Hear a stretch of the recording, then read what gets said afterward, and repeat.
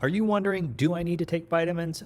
What's the whole thing with vitamins? Why do I need to take them? Aren't I getting enough in my food? My name's Dr. Terranella, and in this video, we're going to look at some of the things that come to mind for me, why people need to take vitamins to begin with. Most of the time, I'm testing people and finding out that they are deficient in certain vitamins, nutrients, why using the RDA alone may not be the right approach, and why the RDA is actually misleading in some cases. So we talk about why that is, why you're deficient to begin with, and some of the testing that helps inform us if you're deficient, how you can look at blood work and other lab tests to determine this, as well as symptoms, what symptoms suggest you might be deficient in this. And then ultimately, what do you do when you find you are deficient? How are you going to go about getting your levels back up? If you're not getting enough through the food, does that mean you just need to take more? Do you need an injection?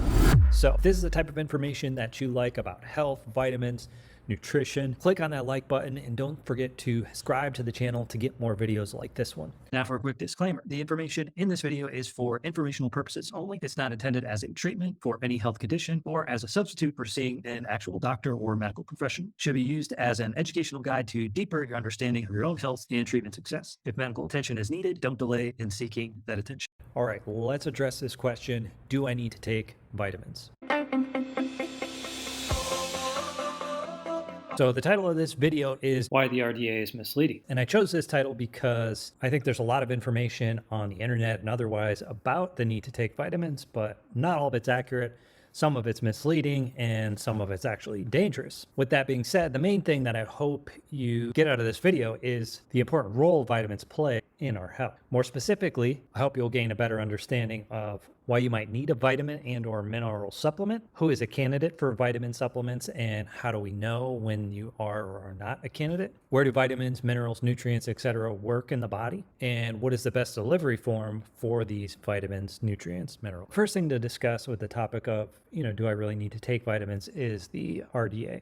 And RDA stands for the recommended daily allowance. And that comes from the FDA, and it represents the minimum amount needed to prevent serious medical issues from lack of a specific vitamin. So there's specific conditions associated with a lack of each vitamin that we know about. So scurvy for vitamin C, beriberi for thiamine or B1, and there's many others that are documented as well. So the issue with the RDA is that it doesn't account for many different variables of human physiology, and it's basically looking to prevent serious illness from vitamin deficiency. As a result, the RDA is not the recommended optimal range for health. It's the amount needed to prevent serious disease in the population as a whole. That being said, there's a lot of reasons why you might need much more than what the RDA suggests is the amount you need. And this is why the RDA can be viewed as being a bit misleading. This is where individual medicine comes in.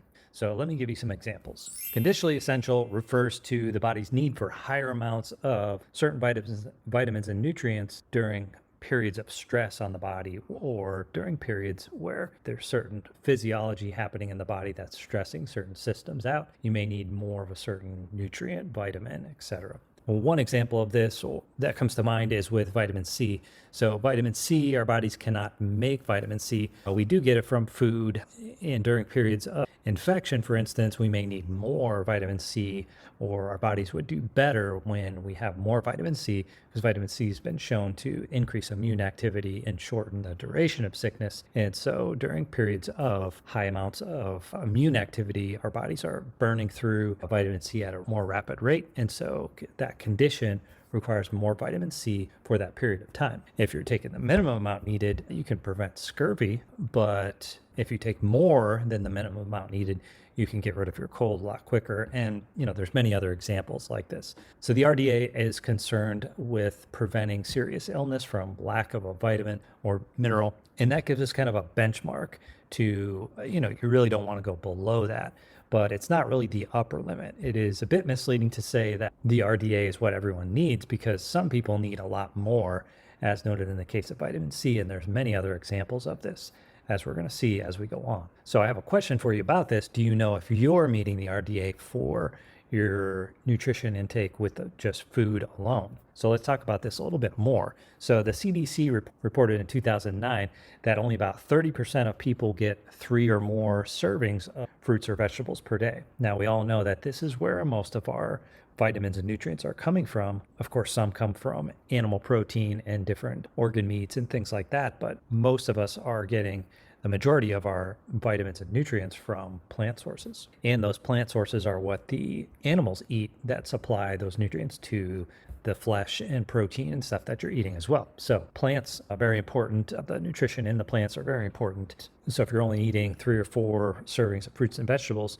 and maybe you're eating less than that, you may be very micronutrient depleted when it comes to things like vitamins, minerals, etc. The other thing to think about is what has occurred with our soil and the agricultural industry over the last 50 to 150 years. What does this do to the nutrient content in the plants that we're actually eating on a day-to-day basis? So the nutrients in the plants come from the soil, and if the soil is depleted, those plants are going to be depleted in specific nutrients as well. Now, because a lot of the new farming practices are worried more about quantity versus quality, and so they're not rotating crops properly and using the same crop over and over, it's just going to pull those nutrients out, and certain nutrients are going to be depleted in that soil, and it creates deficiencies in the actual plants. Ideally, crops should be rotated to give the soil a chance to naturally replenish any nutrients that were depleted, and there's certain plants and crops that should be used to do this, and it's a very specific practice.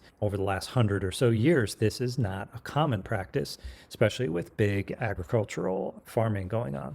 That leads us to soil that's really depleted, and the food that we eat is devoid of a lot of the vitamins and minerals that we need to just meet the minimum amount, not to mention the need for potentially higher amounts for some of us. With that being said, how many fruits and vegetables do you think you need to meet the RDA for all your vitamins and minerals? That's a question for you. Maybe you can find out. Let me know what you think in the comment section.